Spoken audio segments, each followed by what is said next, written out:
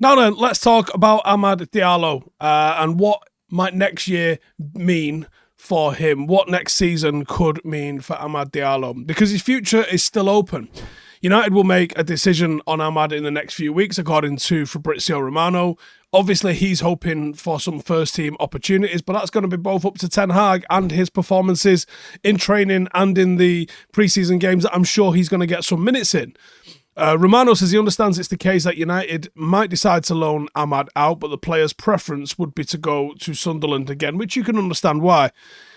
Sky Sports are saying that United are exploring the possibility of Amad being part of the deal for Hojlund, which is interesting, possibly on loan. However, it's thought Ten Hag would rather see him in pre-season before any decision is made, which is, of course, totally sensible. Ten Hag's only going to be giving players that he believes are of a world-class level the opportunity to play. That's what the MEN are reporting, at least. Anyway, perhaps that is why Garnacho has signed a pro deal, and maybe why Zidane Iqbal has been shipped off. Maybe the manager already made up his mind, said, I don't think he's going to get to the world-class level, so he might as well get his first-team football experiences somewhere else. But there is one player that looks like he could fit the mould based on what he achieved last season, and that's world-class potential, not world-class ability. It's the potential to get to the world-class level, which can come in all shapes and sizes. And Amad had a very impressive loan spell at Sunderland last season, and he's shown that he's finally actually stepped up to the physicality where he gets to show off the skill set that made him effective and signed for Manchester United in the first place. We've seen Sancho and Antony struggling out wide, and it could be sensible for Ten Hag to have another key in his locker, someone to put a little bit of pressure on. I mean, in Garnacho and Rashford, you've probably got the left-hand side sewn up. On the right-hand side, it isn't the case. You know, there's no definite starter based on ability. Yeah, you've got the political reasons of Ten Hag spent 100 million euros on Antony, therefore he's probably going to play. But when it comes down to it, he hasn't made that spot his own just yet. He's still got question marks about him, as does Jadon Sancho. So will Amad play? Or will he have a similar fate to the likes of Dean Henderson when he came back after a loan spell at Sheffield United? So the situation as we see it at the moment then is Ten Hag obviously is in need of numbers out wide. Now, am I going to sit here and argue that Amad Diallo is the answer to Manchester United's issue on the wing? No, I'm not, right? He probably needs another season or so on loan to really establish himself, develop that a little bit further, probably away from the undoubted pressure that Manchester United will be under. And United probably need another winger. It's going to be a strange transfer window because there's a lot we need. We need a goalkeeper, desperately. I think that's going to get sewn up in the next 48 hours. We probably need another central midfielder, and that might get sewn up later in the window. We definitely need a striker. Hopefully there's a resolution on the cards for that. Then after that, you could argue for a centre-half, you could argue for a right-back, and you can argue for another winger as well. And I think, even though it looks like it started off quite well, I think there's going to be a lot of sales that are funding any of the purchases that come. Hence, a bit of a Glazer window. Now, I don't think we've got heaps of cash. Obviously, a striker and a goalkeeper are going to be a massive priority. And that's why I think you might see Amad given an opportunity. Look, he's going to get the opportunity on pre-season. He's definitely going to be given minutes on pre-season. It's whether or not the manager sees enough in that and in training that he goes, actually, I think it's worth keeping him around.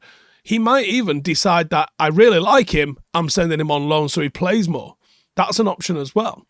Now, in terms of the ability, Amad had a fantastic season at Sunderland and he was a huge cog in a team that managed to get to the playoffs. He scored 14, got 3 assists in the championships, which is not bad for a 20-year-old. And a few old goals were worded, by the way. And what that shows is Amad has stepped up physically, but he's also added a bit of dynamism and a little bit of an X factor about his game.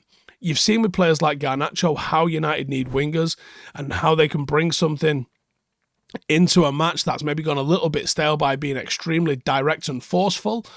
And the way Amad cuts inside, linking up with teammates and scoring those sorts of goals, he has that Garnacho quality about him. And I think that's a massive plus. It's an aggressive style of player, and I think that's a real positive. And he has an extremely high pass completion rate, which I find it such a dichotomy. Like, this is a player that's aggressive and exciting, but also a little bit safe. And actually what that tells me is there's probably a level and a gear that can be unlocked within him. Stop being so safe. You're getting into fantastic positions, play with a little bit more risk and see what happens. He's already got an impressive amount of stats. 5.12 progressive passes per 90. 3.72 progressive carries, dribbles per 90. 1 interception per 90 for an attacker is ridiculous. It shows that he's got the pressing side in his game as well. And he's attempting a lot of passes as well, let alone he's getting a high level of completion, but he's also getting a high level of passes. This isn't a guy that gets 10 passes and makes all 10. No, he's got 47.9 passes per 90, which is an absolute mad start for a forward. He is fast, he is nimble, he can press, he can pass, he can shoot. He's getting a bit of size on him now, which will be huge for his United career. And he even said when he arrived at United, he was a bit thin. But now I do lots in the gym, even when I'm at home and I haven't got much to do. I think that is needed for playing in England because you need to be able to do everything. You need to be able to react to playing in this league. He has played in the number 10 role quite a bit for Sunderland. He's done a decent job. But where do I think he fits in at United? It's off the right. United do have quite a few wide players on the books at the moment. Rashford's probably top of that tree. And I reckon you've got Garnacho and Anthony probably around about a similar sort of level. Sancho. And that's it, really. And if we don't manage to sort out the striker issue, and also on certain occasions, I think Rashford will be deployed down the middle for tactical reasons, there's opportunities in the wide areas, particularly if Anthony and Sancho don't really kick on from last season and put in similar levels of performance this season. With injuries and suspensions, it's just good to have backups in that area anyway. Go and look at the depth City have got in this area and tell me that you couldn't sling Amad into this squad. Ten Hag said it himself. He doesn't want to stop the progress with Amad. So, as I said earlier, if he sees something genuine in him, he might make the decision to keep him, but he could also quite as easily make the decision to send him straight back out on loan again so he gets the maximum amount of minutes. Having Anthony and Amad as options on the right would be a bit of a luxury. They're different types of wingers. They both offer different things to the team. Amad seems to enjoy operating in the right half space, where Anthony does like to get right onto the touchline and get onto his left foot.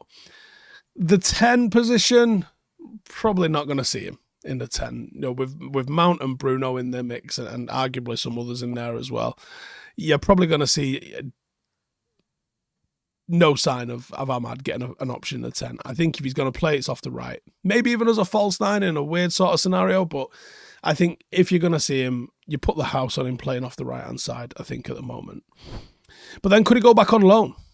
Yes, he absolutely could. I think he's still finding his level. I think he's still exploring what he can do as a footballer. He flattered to deceive in a big way in a United shirt after a big money move on what was largely an unproven sort of career in Serie A. United invested in the potential, and the Rangers loan did not work, and I feared for him at that moment. But this loan at Sunderland has really put him in the shop window, and I think it was bought at the same time as Pellistri. Pellistri's looked quite bright in a United shirt, and I forgot to mention him in that little list of wingers just there, but he could be in the mix as well. I think only one of them will be at the club, though. And that's to say the other one will get sold. I think the other one will go out on loan. I think United need the depth, but I don't think you can have too many passengers. But he's only 20, and he's just done an absolute madness in the Championship. And I think a lower level Premier League move or back to the Championship might be exactly what he needs. Depends on how much funds the manager's given. I think even if we need a more experienced winger, I don't think we're going to get one. And like Ten Hag has already said, we consider everything, as long as it's strengthening the squad, but at the same time, got a little bit of reservation because he don't want to stop his progress. So, pre-season is going to be absolutely crucial to what happens with Amad. Either way, there's a talent there. Can it be nurtured here or can it be nurtured on loan? That's the big question. We might see some answers to that in the very near future as he lines up in pre-season. See you in the next one.